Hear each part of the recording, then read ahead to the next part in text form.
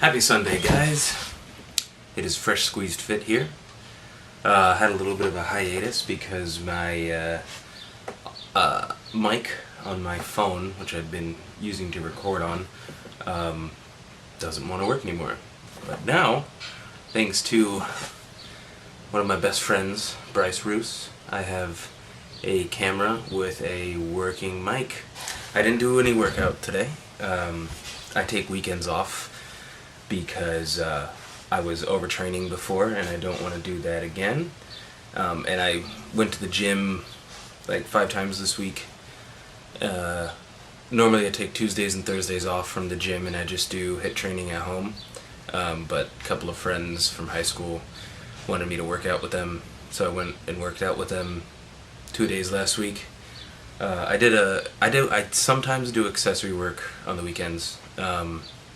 Yesterday I did shoulders after work, and so today I'm just taking it easy. I want my muscles to regrow, and I want to be ready for Monday, because Monday I plan on hitting a new PR for my chest, so I want to be nice and ready for that. Today I want to be more open and honest. Something that I suffer from, and I think a lot of people suffer from it, whether you're losing weight, you're totally fit, or just even if you're happy with your physique, because this affects everyone. And for me, it really affected me before I lost the weight, and then after I gained some of it back. And what I want to talk about is doubt. So, doubt plays along with anxiety, self-esteem issues, and stress, and they all coincide with one another. But I think anxiety is kind of a broad term, and so is stress. Like when you think a doubtful thought, you can actively be like, boom, that's a doubtful thought. That's me doubting myself. So I think it's easier to combat doubt than it is anxiety as a whole. When I was at my heaviest, at 310 pounds, this was around 2.5 years ago, I had so much anxiety and so much self-doubt. Felt like I was going nowhere with my life. I was doing a lot of bad things, really bad things. I just wasn't living a good life. I decided to lose the weight because I thought I want to be happy, and a lot of my doubt and my self-esteem issues was with my weight. Because I had been a fat kid all my life. I think from 3rd grade on, I was always the bigger kid. So I grew up doubting myself a lot. Doubting my capability to do anything. And when I first lost the weight, I went down to 230 from 310. And I felt so good about myself. I achieved what I thought was impossible.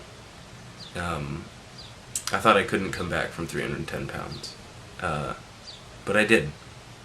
And life started to look really good. I got back in school. School was going great. I was acing all my classes. I was going out more. I was hanging out with my friends a lot. And I felt really, really good at myself, and I stopped doubting myself for a while. I met a girl. For the first time, I really felt like my life is on track. And it soon got derailed. March 18th, one of my best friends, Harold Simpson, passed away in a motorcycle accident. And that just absolutely ruined me. This guy I met him in high school, and he had been with me almost every day. He was always there for me. I hung out with him almost every single day. Um, he was a really important person in my life. I miss him every single day. And I think about him every single day. When he passed away, I didn't know how to deal with it. I just thought, like, this person who had been there always is now gone. And that's what made me start doubting myself again. In the months after his death, I was really struggling, continuing to lose weight, because I didn't want to stop at 230 pounds.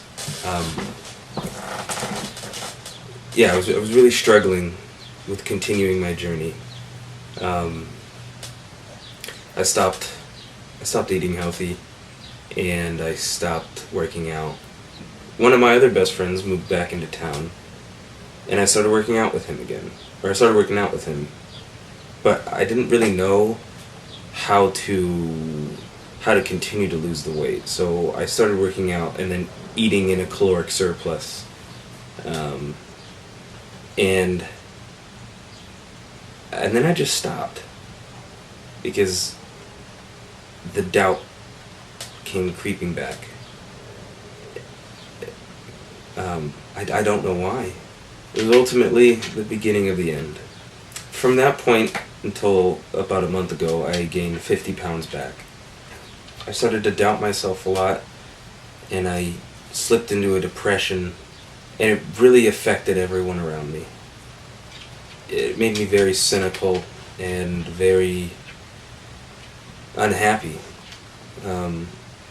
I started to doubt my goals and what I wanted to do with my life, and putting back on the weight, or seeing it come back on, because it didn't come back on all at once. Seeing it come back on just really threw me through the ringer, and I felt like I had failed. I stopped responding to people. I stopped going out with my girlfriend or my ex, and it's like I wanted to be unhappy. I didn't, not that I wanted to, but I didn't know how to get out of it. And people tried to help me, but I didn't know how to get out. And eventually, my friends stopped hitting me up. I had a lot of, my ex wasn't having fun anymore, I changed completely. I struggle with that every day. I let this stupid thing consume my life. I'm just learning how to come back from it. A lot of people stopped trying to get in touch with me because I kind of pushed everyone aside. I didn't want to talk to anyone, and I just wanted to be alone. And isolating yourself when you have this much doubt, it's the worst thing you can do.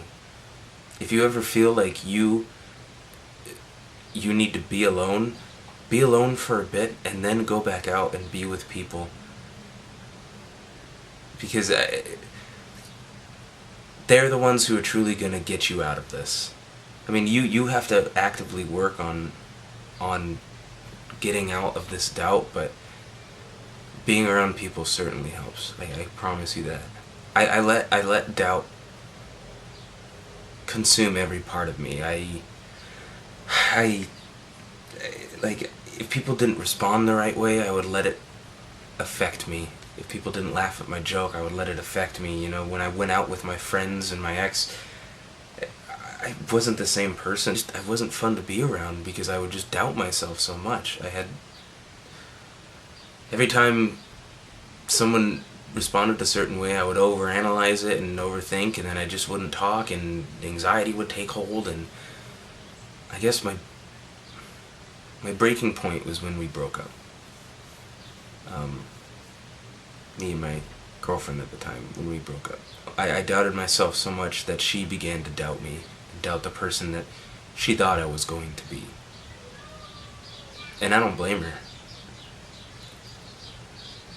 I let so much take a hold of me. So when we did break up, I just told myself, if you don't stop doubting yourself, if you don't reach for what makes you happy, you're gonna be unhappy the rest of your life.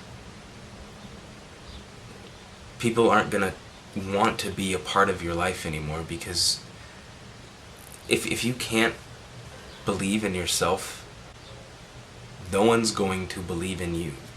If you can't first believe in that you are an amazing person, then no one's going to want to be around. What I've been doing is, well, I'd like to give you guys some tips on how to actively combat doubt. So the first tip is, there's this study, I can't reference it,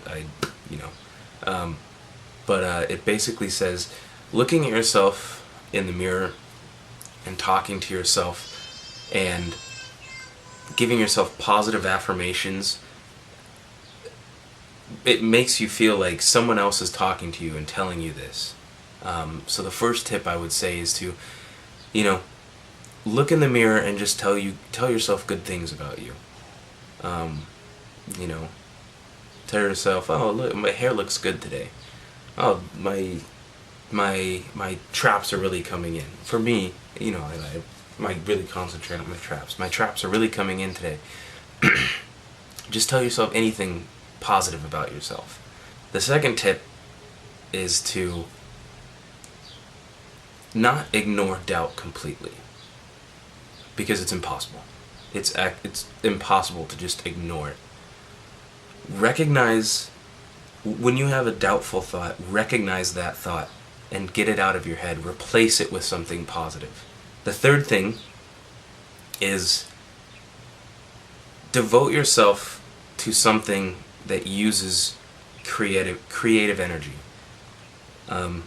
Even if it's just something that keeps you busy, just drawing, something that uses your imagination, uses your creativity, or your creative energy. There's an old saying that I believe is totally true. Idle hands are the devil's playground. If you're just sitting at home staring at the TV screen, and that's actually something I struggled with. I used to play a lot of video games. I used to, I didn't just do it a month ago. I used to spend my days playing video games. If I had an off day, I'd just spend my days playing video games. And it helped me not think. It helped me just concentrate on that, but it didn't use any creative energy. And making this vlog and doing this journey, it's using my creative energy. It's giving me something to work for every single day. It's giving me another goal to do. And it's been helping a lot. Just researching different ways to edit. It's how to maximize my YouTube channel potential. Just devote yourself to something that uses creative energy. The fourth tip I'd like to give you is to reignite your goals. If you're someone like me who had all these goals in place and then kind of put them aside or lost them, get back in them. Even if it's just doing small things, just get back in them. Whatever you need to do, just start. Just start. You'll feel so much better after a week, I promise you. Just start. And for me, that's my main goal right now, is to get back down to my goal weight. The fifth tip that I'd like to give you is to concentrate on what truly makes you happy. I get a lot of enjoyment out of just seeing smiles on people's faces, just making people laugh and helping people. So those are my 5 tips. I had this conversation with this girl and she said, "You don't give yourself enough credit." And that's so true. We all don't give ourselves enough credit. Don't let doubt consume you. Anyways, I know this is a little bit of a longer video and it's a much more emotional video. I really want, if anyone's out there struggling with this, I would like you to watch this and know that you can come back. You can beat this. You can beat it. So, thanks for watching, guys. Like, comment, subscribe, and share. I will see you guys Monday. And remember, seize the squeeze every single day.